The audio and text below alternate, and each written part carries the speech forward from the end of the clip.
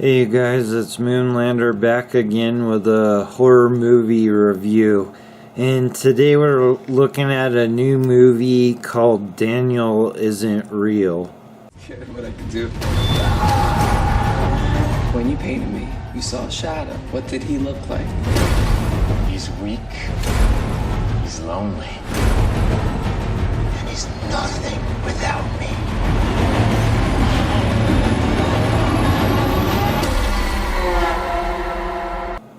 Now, Daniel Isn't Real starts off with the main character named Luke, who witnesses his parents fighting. Something about the mother's mental illness. And Luke decides to go for a walk where he happens by a crime scene of a mass shooting. And this is where he meets his friend Daniel. They play together and do kid stuff until Daniel decides Luke should make his mom a smoothie with a bottle of pills as an added ingredient. His mom suggests that he lock Daniel in his grandma's dollhouse. And now the movie picks up when Luke is a freshman in college. And this is 8 minutes into the movie, mind you.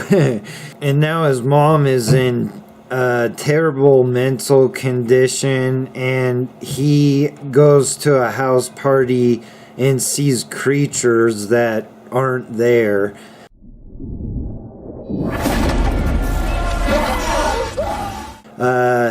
And he decides to go to a therapist, or he may have been going to one all along. I don't know. But anyway, his therapist suggests that he embrace his imagination. And this is when he decides to open the dollhouse that's had Daniel locked away all this time. Have you ever seen things like this before? I had an imaginary friend when I was a kid. His name was Daniel. He was my best friend. He was my only friend. It's kind of a strange notion, but maybe you should try to connect with that part of yourself again. You needed my help. Daniel is now an adult and he wants to make the decisions for Luke's life, whether it be dealing with women or his obnoxious roommate. So the things I liked about Daniel Isn't Real is it did keep me interested through most of the movie, but I can't help but blame that on my high expectations of it and hoping it was going to turn or develop into an entertaining and exciting thriller. But there is enough here that it did keep me interested, and there's a decent movie buried under the flaws. And I will say that I did like Patrick Schwarzenegger, yes, Arnold Schwarzenegger's son's performance as Daniel in this movie. It's not amazing. The writing isn't there, but he did pretty good. And I didn't even know he had a son or that he was an actor. And he did decent for what the script was, I would say. So the things I didn't like about Daniel Isn't Real is having a movie about a evil imaginary friend should be fun and exciting, but this movie isn't. Everything that takes place between Luke and Daniel feels pretty generic, and nothing really sticks out to me about their interactions throughout the whole movie. And along with Patrick Schwarzenegger, everyone does pretty decent at their roles in this movie, except for the main character, Miles Robbins, who does do pretty good at playing his role until the character of Daniel inhabits his body and he has to act as if he's this character, Daniel. And to me, he couldn't do it.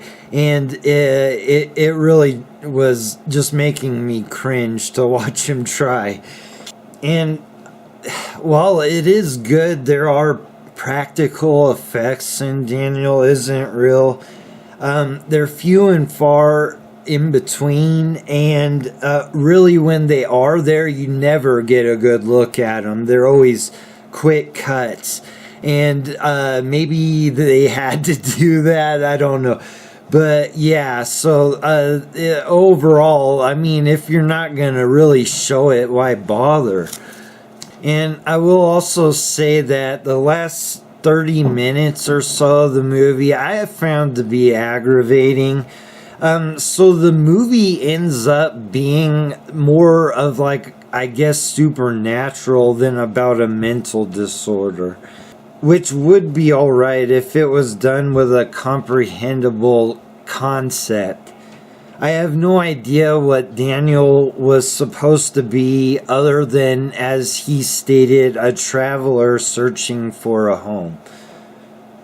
My final thoughts on Daniel Isn't Real is I didn't care for this movie and don't feel compelled to look out for anyone who worked on the movie. I'm going to give it a 5 out of 10, and this is a Shudder produced movie, so if you have Shudder, maybe wait till it's available on there if it seems interesting to you, but it's definitely not worth $6.99 to rent, in my opinion, which costs more than a monthly subscription to Shudder. Alright, you guys, thanks for watching, and I'll see you on the next review.